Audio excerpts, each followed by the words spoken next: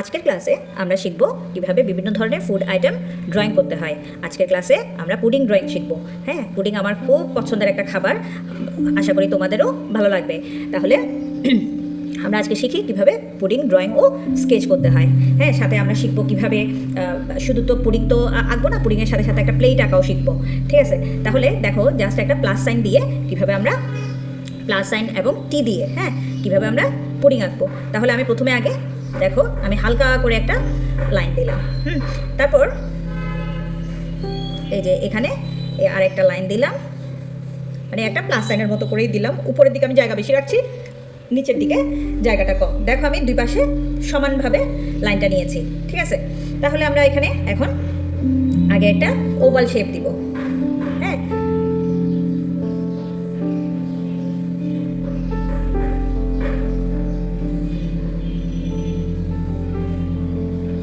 Free হ্যান্ডে just একটা oval shape দিলাম। তারপরে মানে আমি এখন জাস্ট আগে প্লেটটাকে এঁকে ফেলতেছি। হ্যাঁ, হালকাভাবে দিবা লাইনগুলা, যাতে আমরা ইরেজ করতে গেলে যাতে দাগগুলা বোঝা না যায়। ঠিক আছে, দিলাম। এখন প্রথমে আমি এঁকে ফেলি। ওকে, তাহলে প্রথমে দেখো এই যে প্লেটের ঠিক মাঝখান বরাবর, হ্যাঁ আর একটু বড় করি,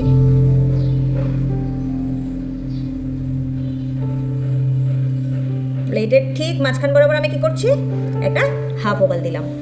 ঠিক আছে, এখন এই যে উপরের যে অংশ যেটা, সেখানে আমি কি করছি, একটা আরেকটা ওভাল আঁকবো। হ্যাঁ,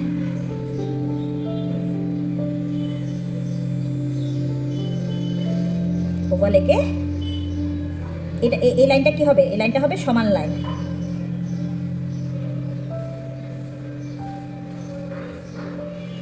ওকে, চাইলে তোমরা এটাকে সাইজ বড় ছোট করতে পারো। আমি যেহেতু এখানে কিছু ডিজাইন দিব ওই জন্য কি করলাম, কিংবা এই যে ধরো এটাকে আরেকটু আমরা এই জায়গা থেকেও দিতে পারি, আরেকটু ছোটও করতে পারি।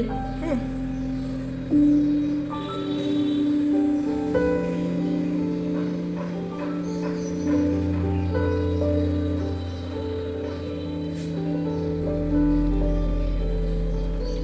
এরপর দেখো পুডিংয়ের উপরে কি থাকে, একটা ক্যারামেলের মতো একটা পোর্শন থাকে, ব্রাউন কালার, তাই তো? তাহলে এই ব্রাউন কালার পোর্শনের জন্য আমি কি করছি, এই আঁকাবাঁকা করে লাইনগুলোকে নিচের দিকে নামাই দিলাম। সাথে এই যে দেখো একটু এই যে জিগজ্যাগ লাইনের মতো করে দিয়ে এভাবে করে দিলাম। দেন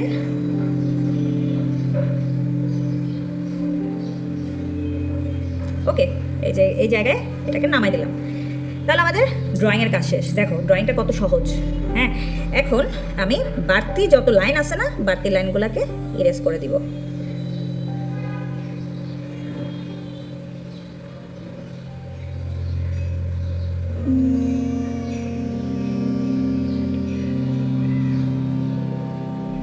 এবং এই যে লাইন যেগুলো আছে, যেগুলো দিয়েছিলাম ফার্স্টের দিকে, ওগুলাকে একটু হালকা করে ফেলছি।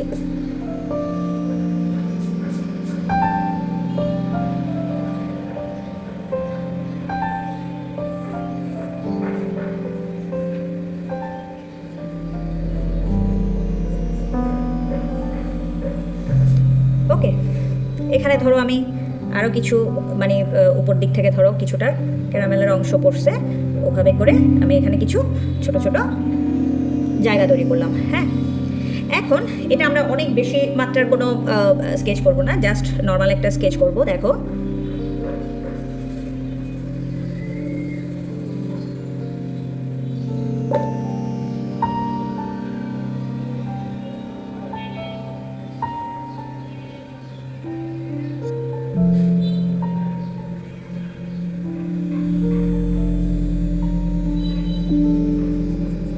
আমি এখন যে লাইনগুলো দিচ্ছি এগুলো কি এইচবি পেন্সিল দিয়ে।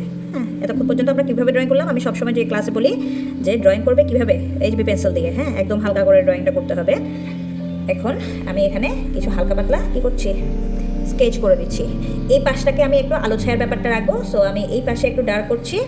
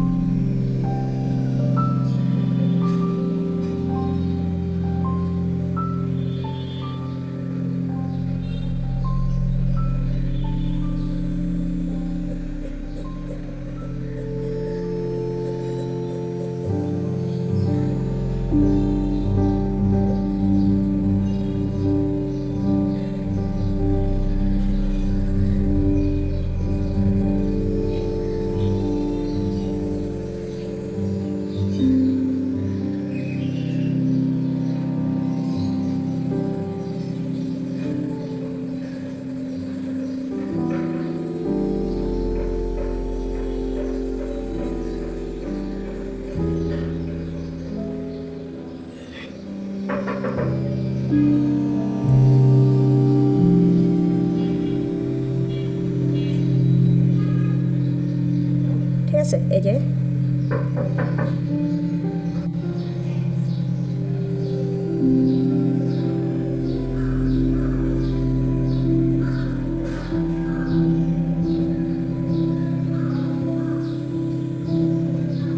এটাতে একটু এই যে এই জায়গাটা একটু বেশি ডার্ক করছি এই সাইডটাতে।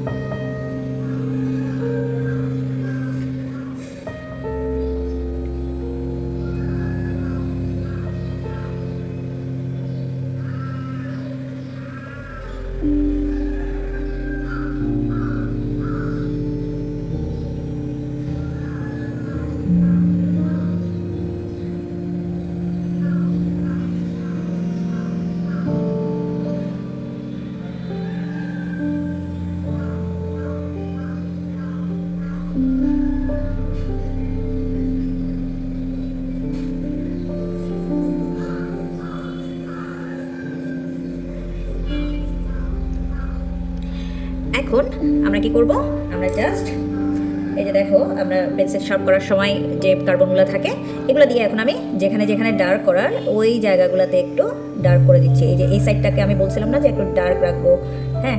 তারপরে এই যে প্লেটটাতে আমি কি করছি একটু হালকা কার্বন দিয়ে করে দিচ্ছি এবং কি এই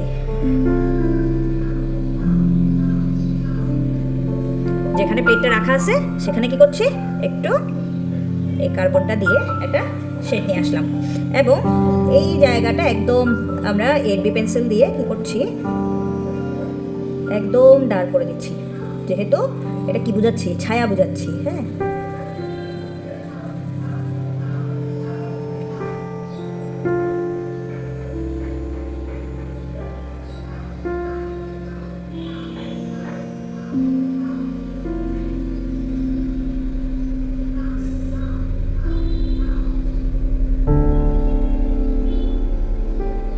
এপাশে নিয়ে আসলাম এটাকে, হ্যাঁ। জাস্ট আমরা দিয়ে এই যে দেখো তারপরে এই যে পোর্শন যেটা এগুলাকে একটু মিশাই দিলাম, আর এটা একেবারে কি সাদা রয়ে যাবে, হ্যাঁ।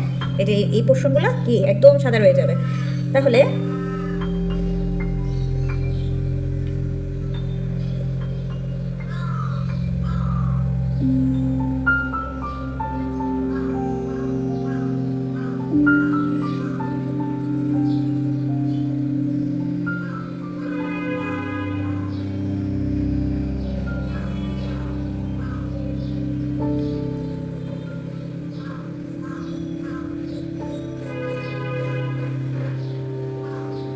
দেখো আমরা কত সহজে কি করলাম, একটা পুডিং আঁকা শিখে গেলাম। এটাকে চাইলে তুমি পেন্সিল দিয়েও করতে পারো, তবে আসলে যে কোনো ড্রয়িংয়ে প্রথমে আগে পেন্সিল দিয়ে প্র্যাকটিস করলেই ভালো, এরপর তুমি কালার করো, কোনো সমস্যা নাই।